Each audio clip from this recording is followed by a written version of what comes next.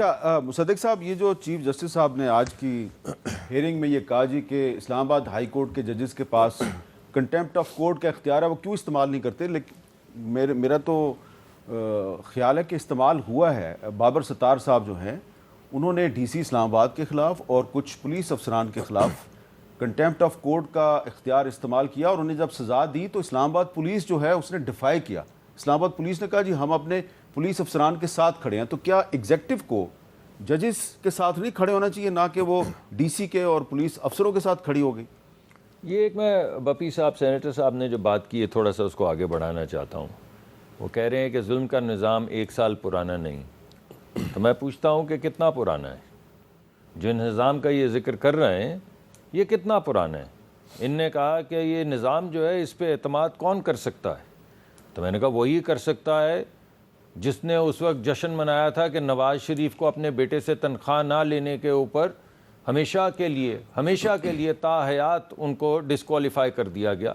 وہی نظام ہے بھائی، وہی نظام ہے جس میں مریم نواز صاحبہ کو ان کے وکیل کا ایک فونٹ جو اویلیبل تھا لیکن کمرشلی انٹروڈیوس نہیں ہوا تھا مائکروسافٹ کے اندر، اس وکیل کے ڈاؤن لوڈ کرنے کو پر 9 سال سزا دی تھی۔ وہی نظام ہے، جو لوگ اس پہ اعتماد کر رہے تھے وہی لوگ ہیں۔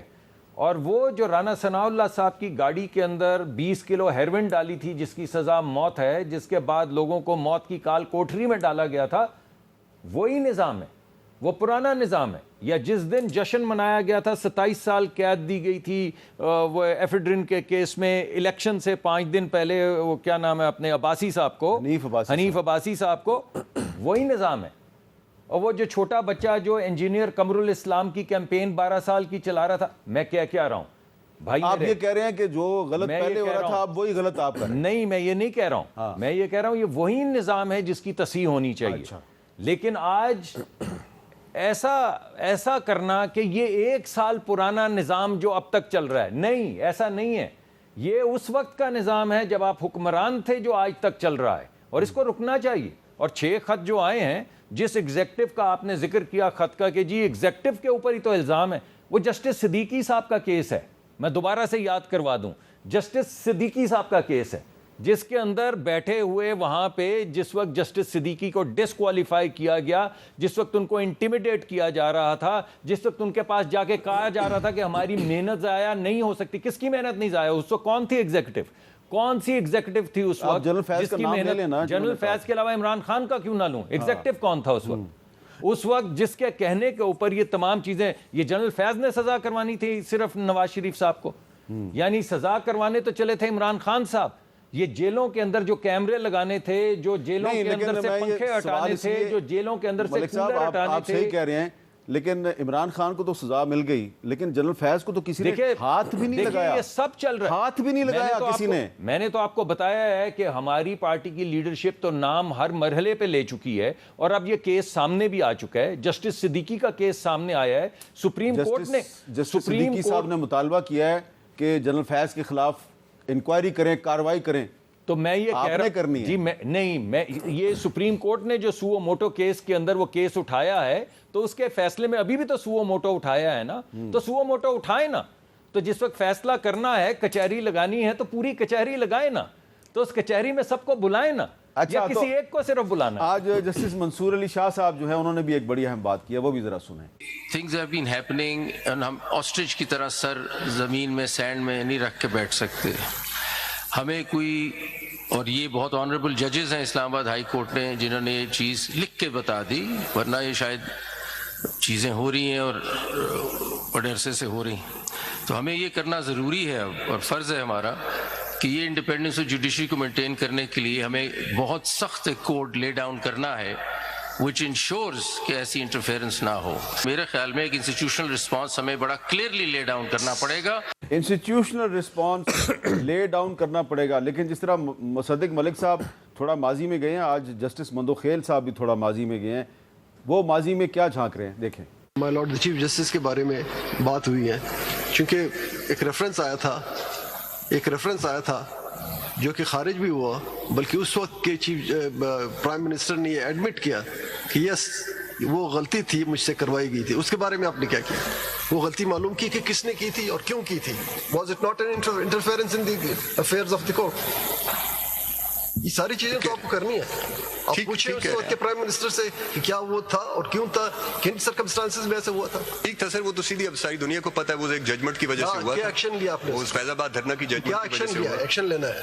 دیکھیں نا, جج صاحب یہ پوچھ رہے ہیں کیا ایکشن لیا آپ نے, یہی تو میں پوچھ رہا ہوں کہ چلیں ٹھیک ہے, اب عمران خان صاحب نے غلط کیا, لیکن اس فیض آباد دھرنا کیس کی ججمنٹ میں ایک صاحب کا نام لکھا ہوا ہے, ان کے خلاف کیا کارروائی ہوئی؟ جی بالکل کارروائی ہونی چاہیے جی, اور کارروائی ہوگی. ابھی یہ عدالت نے جو اس کو لیا ہے سو موٹو ادارے کے طور کے اوپر اگر پوزیشن لی ہے, تو ہم تو, میری تو آج التماس یہی ہے کہ یہ پوزیشن لینا.